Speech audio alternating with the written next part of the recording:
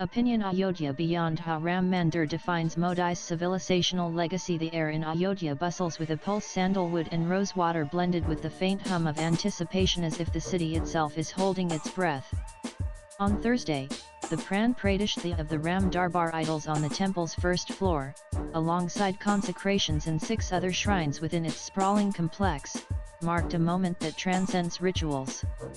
The Ram Mandir stands as a bridge between India's ancient soul and its restless modern ambitions, a monument forged from faith, sacrifice, and an unyielding will to reclaim a piece of its story. The Ram Mandir is no ordinary structure.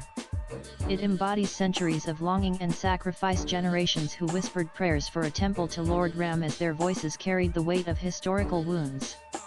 The site, once a battleground of competing narratives, now hosts a soaring edifice of sandstone and marble. Its gold-plated spires pierce the sky like a quiet declaration of victory.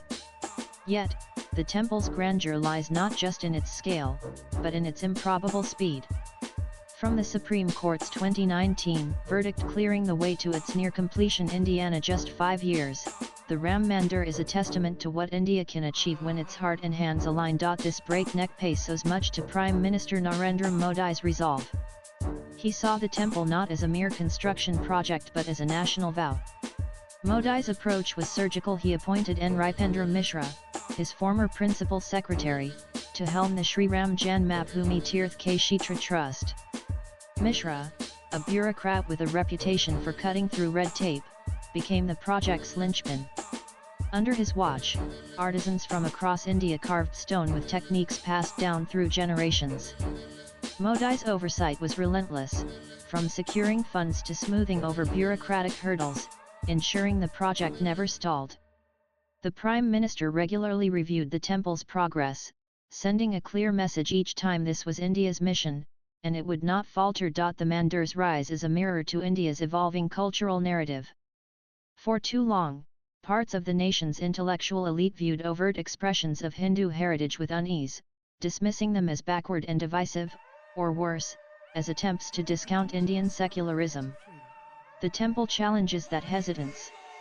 It stands as an unapologetic embrace of India's spiritual roots, not as a rejection of modernity but as a foundation for it. The complex itself reflects this balance. Alongside the Ram Darbar, temples to Shiva, Hanuman, Ganpati, Suryadev, Mata Bhagwati, Annapurna, and Sheshavatar weave a tapestry of Sanatan Dharma's pluralism.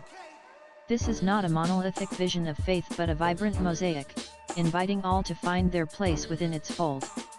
The Mandir's inclusivity is manifest by the fact that its doors open to every caste, creed, and community. It is a living symbol of a nation growing comfortable in its own skin, ready to assert its identity on a global stage. Yes, the Ram Mandir movement was always political. The Ram Mandir itself, apart from being a holy site of worship and a spiritual center for Hindus, is also a living symbol of Bharat's civilisational resilience. It is a testament to Dharma always prevailing over injustice and adharma. That is truly the essence of Sri Ram himself. Even if it takes over 500 years to re-establish, the final victory of right over wrong is a given. In this case, the wrong was the demolition of the original Ram Mandir by Babur and his army of marauders. It was an out-and-out act of adharma. Also read opinion Ram Mandir, the biggest political and civilisational victory for Hindus in centuries. The realization of the Ram Mandir dream in Ayodhya marks the arrival of the political Hindu. This is a Hindu who no longer accepts marginalization in the name of vote bank politics. This is a Hindu that knows how to take what rightfully belongs to them. This is a Hindu that is proud of Bharat's ancient civilization, and is not unnecessarily enamored by alien concepts of secularism and the complete elimination of Dharma from politics.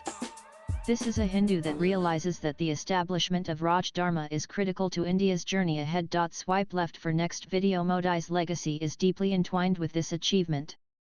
He has taken a site of historical wound that festered through decades of legal battles and communal strife and transformed it into a symbol of unity. His leadership shows that India can honor its traditions without being shackled by them, that it can build a modern state while nurturing its soul. The temple's construction is a marvel of collective effort.